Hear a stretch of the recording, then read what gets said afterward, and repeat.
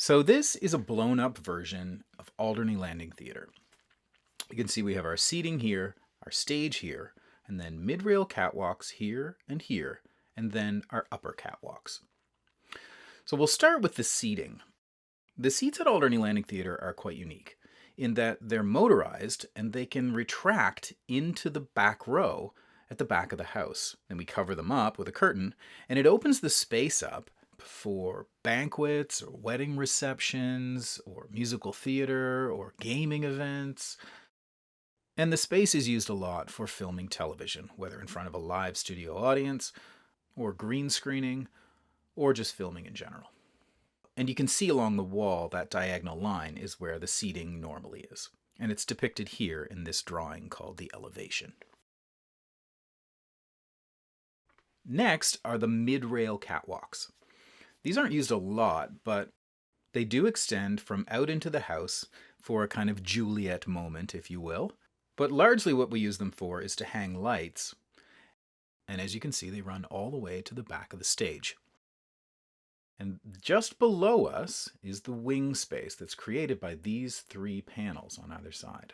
And these three panels can slide back and forth along the curtain track to create openings in the wing space, which is just below.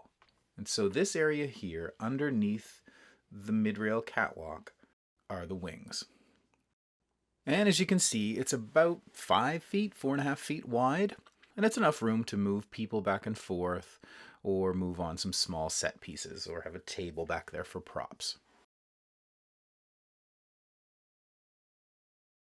And here's another view across the stage where you can see the three panels on their curtain track. And you can also see the three legs that we use to hide the breaks between the curtain panels so that the audience can't see back into the wings.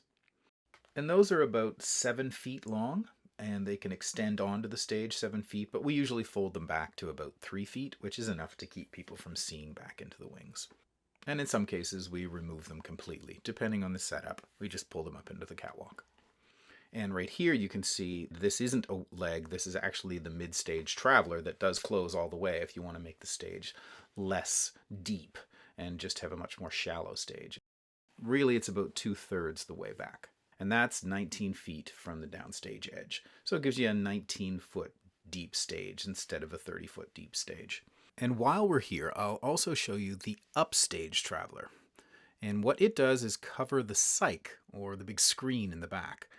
And we do have a 7,000 lumen laser projector that's available for rent for PowerPoint presentations or movies.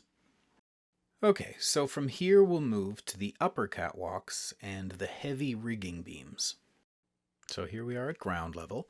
The seats happen to be away right now, and you can see the grid up above. And those are all catwalks, except for these ones right above us. We weren't able to finish those in catwalks. Those are just lighting banks. But up above, from here onward, these are catwalks above those lighting bits.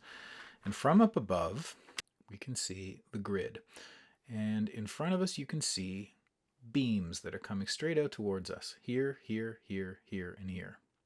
They're also on this drawing, where you can see the catwalks here, and the open space between the catwalks here, here, here, and here. Anywhere where there's white. You can also see them in this drawing right here.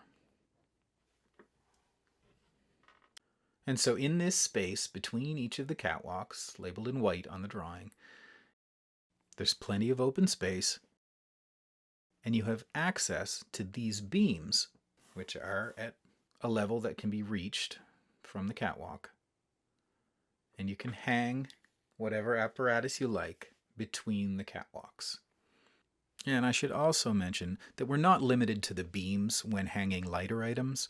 People will often hang drapes or signs or pictures with either rope or twine or even thin fishing line. And those can be hung anywhere on the lighting pipes, which line all of the catwalks. So there's plenty of space to hang. It's not a problem in the theater. And we also have these hand crank winches. And they're used to lower these pipes down to working height on the deck, where we can hang lighting or drapes or decorations and then crank them back up into the grid. And they can hold 1,100 pounds each. And they're located with one out front, and then one at about mid-stage, and then another one upstage, which we usually use to hang our cyc lights. And just for reference, right here is the stage line, and that's where the carpet meets the wooden stage floor. And as you can see, there's actually 4 of these winches, and that's because there's also this pipe, which has bolted to it a curtain track. And that's for our big blue downstage traveler curtain that closes off the stage right at the stage line. Now, it doesn't live in place because sometimes it protrudes a little bit on the stage at the ends and blocks the view of the people sitting in the extreme corners of the house. But we do hang it when people request it, and that takes about an hour for a technician to hang that. You'll also notice that it blocks the projector, so it just doesn't work for some shows. Now, the only thing that stands in the way in the open spaces between the catwalks is about halfway back the stage, there is this curtain that's hung. You can see, you can still hang down there, but there is that curtain truss for the mid-stage traveler. And it is labeled here on this drawing, and here on this one. And here's just a close-up view again of the heavy rigging beams. And these are more than capable of hanging speaker stacks or lighting trusses or apparatus for circus performers.